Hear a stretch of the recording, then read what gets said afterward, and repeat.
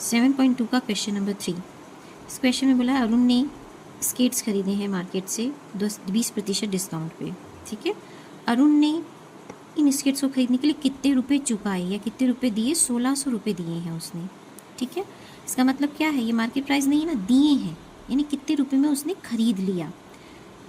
तो कितने रुपए उसने चुकाए दिए होंगे, मार्केट प्राइस तो कुछ और लिखी हुई होगी, उसमें से जो डिस्काउंट था उसने कुछ रुपए कम कराए, डिस्काउंट के रुपए घटाए और बाकी जो पैसे आए वो उसने चुकाए।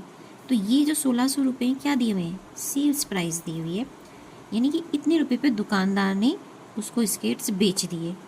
ठीक है, यानी हमको मार्केट प्राइस पता नहीं है, डिस्काउंट कितना है 20%, और कोई मार्केट प्राइस थी उसमें से 20% डिस्काउंट लिया, वो घटा दिया, और जो घटाने के बाद में रुपए आए वो उसने दिए, कितने दिए? 1600 रुपये दिए। ठीक है, अब हमारी इक्वेशन क्या बनेगी? कोई संख्या है x, यानी कि मार्केट प्राइस, उसका 20% उसको डिस्काउंट मिला। ठीक है, अब 20% यहाँ पे डिस्काउंट भी की कीमत भी नहीं दी हुई है कि डिस्काउंट कितने रुपए मिला। ठीक है, तो हम ऐसे नहीं लिख सकते, यहाँ हमें पता ही नहीं है। मार्केट प्राइस में से डिस्काउंट जब घटाया जाता है तो बचता है सेल्स प्राइस की कितने में वो खरीदी। अब मार्केट प्राइस हमें पता नहीं है, 20%, आप ये मान लो 100 है, इसका 100% में से 20% डिस्काउंट दे दिया तो 80% क्या आ गई? Sales price.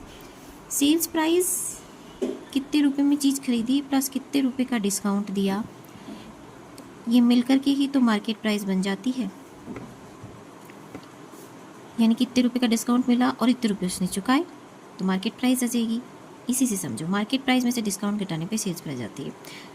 20% का डिस्काउंट मिला है तो 80, मान लो 100 रुपये की चीज़ थी, उसमें से 20 रुपये डिस्काउंट मिल गया तो उसको कितने रुपये चुकाने पड़े? 80 रुपये। वही चीज़ है, 100% था, 100% में 20% डिस्काउंट हो गया तो बचा कितना? 80%। 80% उसको चुकाना पड़ा, और ये जो दे रखा है वो क्या है?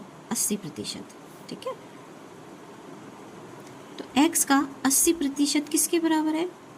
1600 के बराबर है। ठीक है, x ये मल्टीप्लाई बाय 80, 1600, ये डिवाइड में है, इधर जाएगा तो मल्टीप्लाई में हो जाएगा। ठीक है,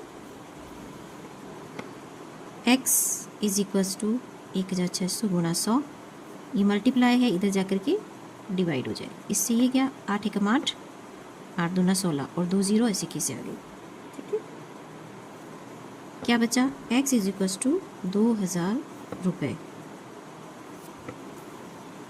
ऐसे समझ में, सिर्फ तुम्हें ये चीज़ समझनी है कि मार्केट प्राइस में से जब डिस्काउंट घटाते हैं तो सेल्स प्राइस आती है। मार्केट प्राइस मान लो 100 है, डिस्काउंट में मान लो मार्केट प्राइस 100 है, उसमें से डिस्काउंट मिला हमें 20 रुपये, तो सेल्स प्राइस क्या आई? 80 रुपये आई ना।